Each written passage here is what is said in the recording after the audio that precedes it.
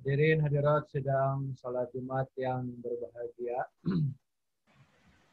Insyaallah pada kesempatan Jumat yang berbahagia ini saya akan menyampaikan khutbah Jumat dari Huzur Hazrat Khalifatul Masih Khamis Ayadahullahu Ta'ala binasrihil ajiz, yaitu khutbah Jumat yang beliau sampaikan pada Jumat yang lalu.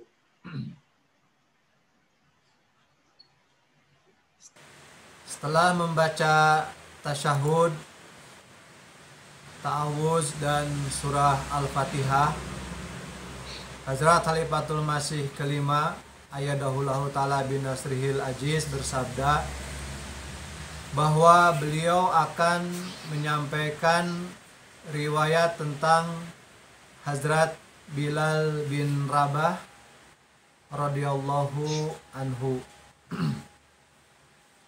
Hazrat Bilal radhiyallahu anhu merupakan putra dari Rabah yang berasal dari Arab dan Hamamah yang berasal dari Habsyah atau Abisinia.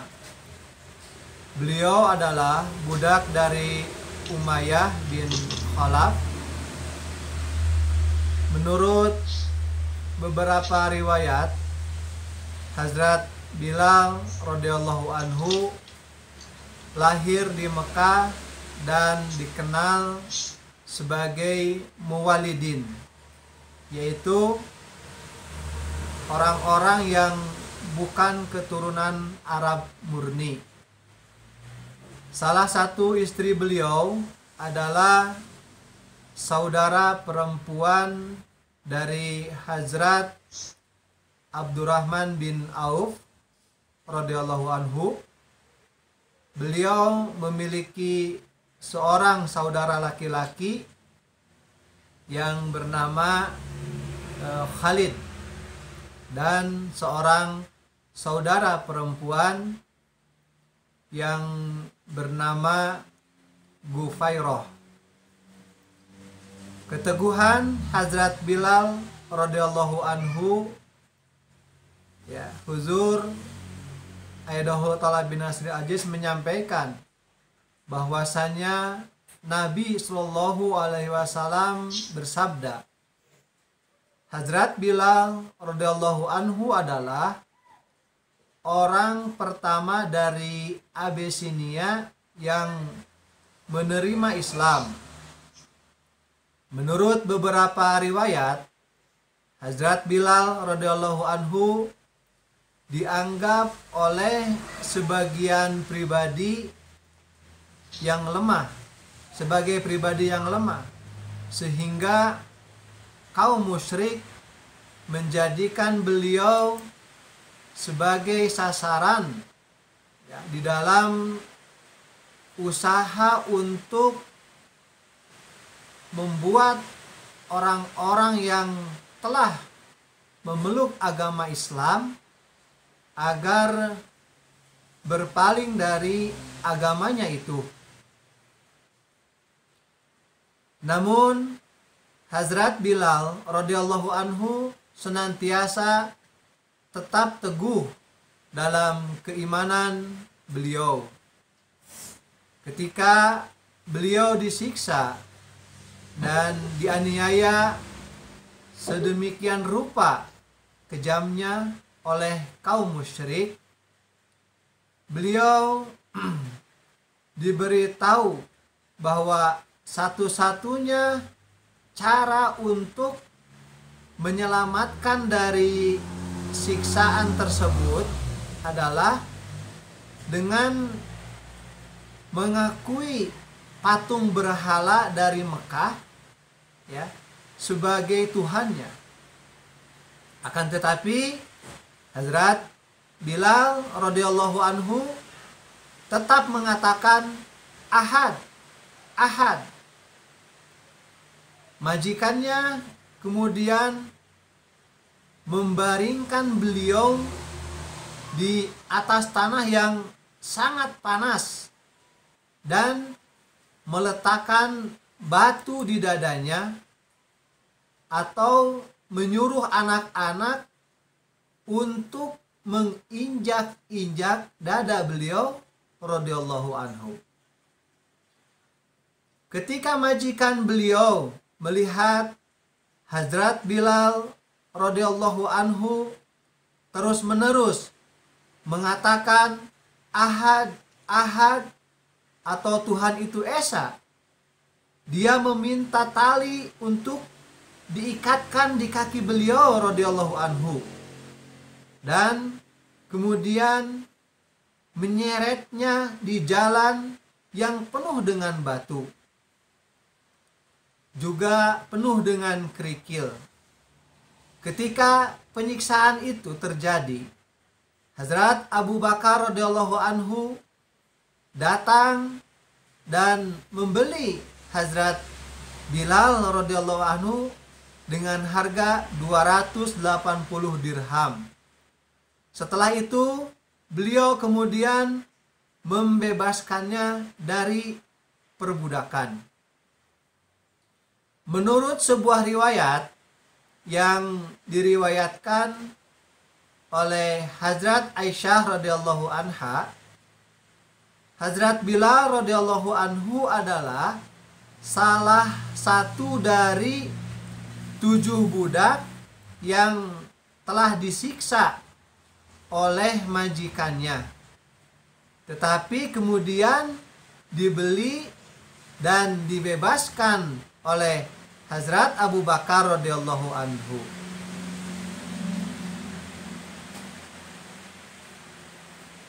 Huzur alaihissalam bersabda, menyampaikan sebuah riwayat yang di dalamnya disebutkan bahwa Nabi Shallallahu Alaihi Wasallam memerintahkan Hazrat Bilal radhiyallahu anhu untuk mengumandangkan azan atau panggilan untuk melaksanakan sholat.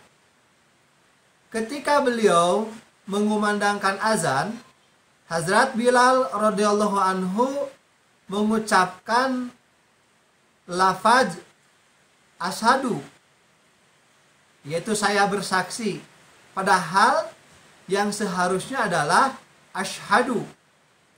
Ya. Hal itu dikarenakan beliau radhiyallahu anhu tidak dapat mengucapkan huruf shin dengan fasih. Mendengar itu, beberapa orang Arab menertawakan azan dari Hazrat Bilal radhiyallahu anhu tersebut. Suatu hari Nabi Shallallahu Alaihi Wasallam memanggil mereka dan beliau SAW bersabda bahwa kalian telah menertawakan Hazrat Bilal radhiyallahu anhu ketika beliau mengumandangkan azan. Tetapi ketika suaranya mencapai arash, justru azan itu telah membuat Allah Ta'ala senang. Beliau SAW bersabda bahwa Allah Maha mengetahui bahwa ketika beliau disiksa dan dianiaya sedemikian rupa, keimanannya ataupun sedemikian kejamnya, beliau radhiyallahu anhu tetap teguh di dalam keimanannya dan terus-menerus mengucapkan kata ahad, ahad. Lalu apa masalahnya jika beliau tidak bisa mengucapkan satu huruf dengan tidak fasih? Huzur Ayadahullah Ta'ala bin Nasri Aziz kemudian menyampaikan satu atau sebuah riwayat yang menyatakan bahwa Hazrat Bilal radhiyallahu anhu termasuk ke dalam 7 orang pertama yang menerima Islam, di mana Nabi Shallallahu Alaihi Wasallam dan Hazrat Abu Bakar radhiyallahu anhu juga termasuk ke dalam 7 orang tersebut. Huzur Ayyadahullahu Ta'ala bin Nasril Aziz menanggapi bahwa mereka semua terpaksa harus menanggung berbagai macam kesulitan-kesulitan dan juga penderitaan-penderitaan, meskipun paman Nabi Shallallahu Alaihi Wasallam telah berdiri untuk membela keponakannya itu, dan juga para sahabat Hazrat Abu Bakar radhiyallahu anhu juga telah memberikan jaminan kepada beliau radhiyallahu anhum. Namun semua dukungan itu tidak berarti bahwa mereka terhindar dari segala bentuk kezaliman dan juga bentuk penderitaan yang ditimpakan kepada mereka radhiyallahu anhum. Contoh atau teladan Hazrat Bilal radhiyallahu anhu ketika hijrah dan doa untuk Pakistan, ya, Huzur menyampaikan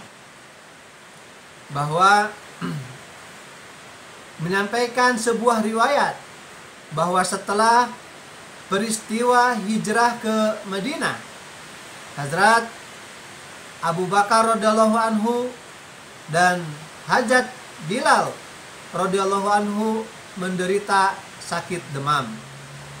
Mereka berdua mengungkapkan kegelisahan mereka melalui beberapa bait syair yang mereka buat. Mendengar hal tersebut, Nabi Shallallahu Alaihi Wasallam berdoa agar penyakit yang menyebar di Madinah segera hilang dan agar Madinah menjadi tempat yang nyaman bagi mereka, sebagaimana halnya kota Mekah. Huzur Ayyadahullah Ta'ala bin Nasril Aziz bersabda bahwa ketika peristiwa hijrahnya Ahmadi dari Qadian ke Rabwah, Pakistan, anggota jemaat dihimbau untuk tidak khawatir tentang dampak hijrah,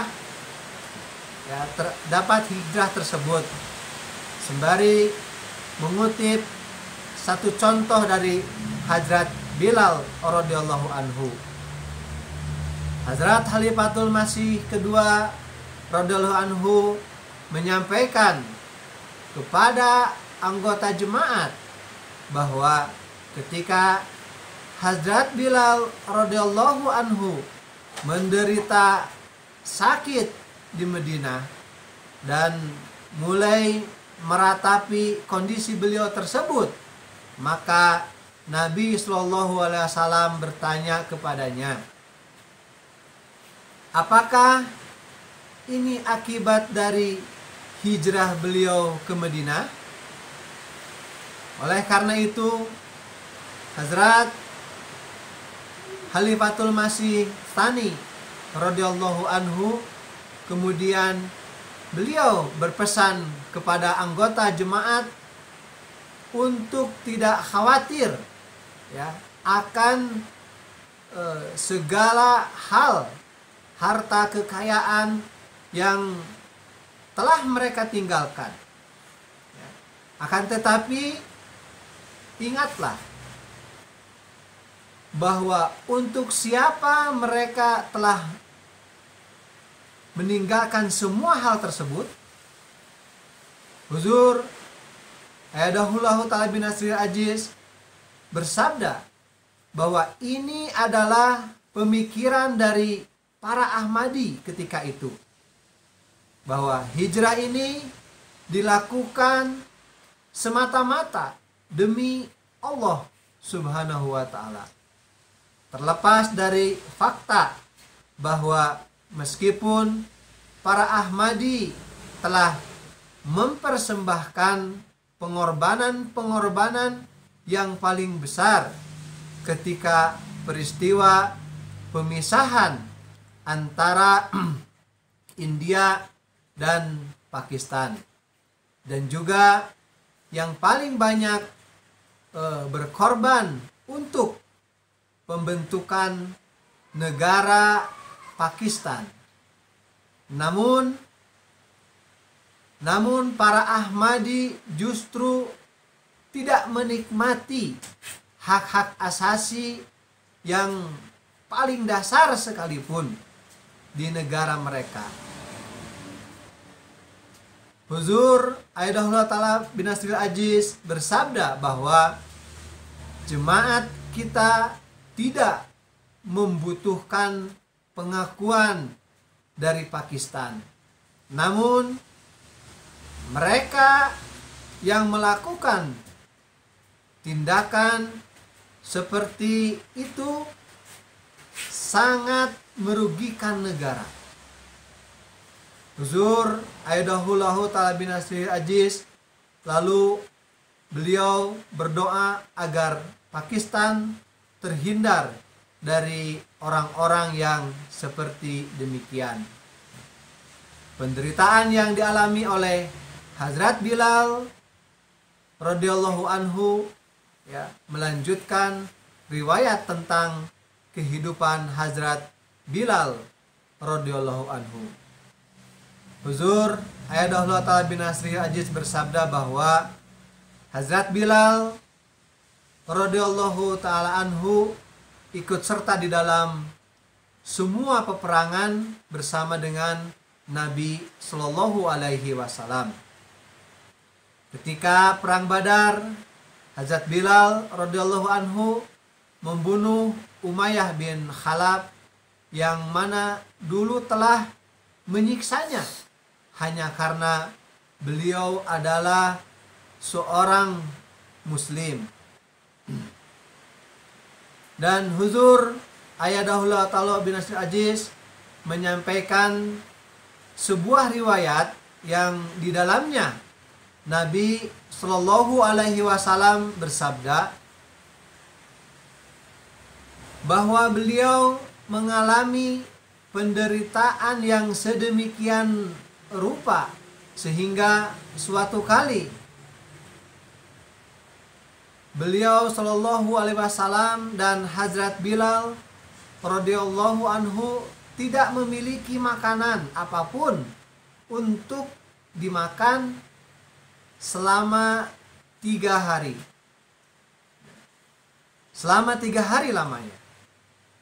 Kemudian Huzur Ayadahullah bin Nasril Aziz bersabda bahwa beliau menyampaikan riwayat berkenaan dengan penetapan azan atau panggilan untuk sholat. Ketika Nabi Shallallahu Alaihi Wasallam meminta pendapat kepada para sahabat tentang bagaimana caranya agar dapat memanggil orang-orang untuk mendirikan sholat, lalu para sahabat menyarankan berbagai macam cara, seperti dengan membunyikan lonceng atau dengan membunyikan trompet. Hazrat Umar radhiyallahu anhu menyarankan agar sebaiknya menggunakan suara manusia. Dan Nabi Shallallahu Alaihi Wasallam menyukai gagasan tersebut. Beliau sallallahu alaihi wasallam kemudian memerintahkan Hazrat Bilal radhiyallahu anhu untuk memanggil orang-orang ya agar berkumpul ya untuk mendirikan sholat ya. Jadi pada mulanya Hazrat Bilal radhiyallahu anhu memanggil orang-orang agar berkumpul ya untuk sholat dengan menggunakan kata-katanya, yaitu kata-katanya sendiri. Suatu malam ya, Hazrat Abdullah bin Zaid radhiyallahu anhu melihat lafaz azan dalam mimpi ya. Ketika beliau menyampaikan mimpi tersebut ke hadapan baginda Nabi Sallallahu Alaihi Wasallam, beliau SAW lalu memerintahkan untuk mengajarkan lafaz tersebut kepada Hazrat Bilal radhiyallahu anhu agar beliau dapat mengumandangkan lafaz atau azan tersebut. Setelah mendengar lafaz tersebut, Hazrat Umar bin Khattab radhiyallahu anhu beliau berkata bahwa beliau juga telah melihat kata-kata itu ya di dalam mimpinya. Demikianlah ya bagaimana Hazrat Bilal radhiyallahu anhu merupakan muazin yang pertama. Kemudian Huzur Abda bersabda bahwa beliau akan melanjutkan kembali riwayat mengenai atau tentang Hazrat Bilal radhiyallahu anhu ini di dalam khutbah-khutbah beliau yang akan datang. Hadirin hadirat sidang salat Jumat yang berbahagia, demikianlah yang dapat saya sampaikan. Mudah-mudahan bisa bermanfaat bagi kita semuanya. Amin Allahumma amin. Wa akhirul da'wana alhamdulillahirabbil alamin.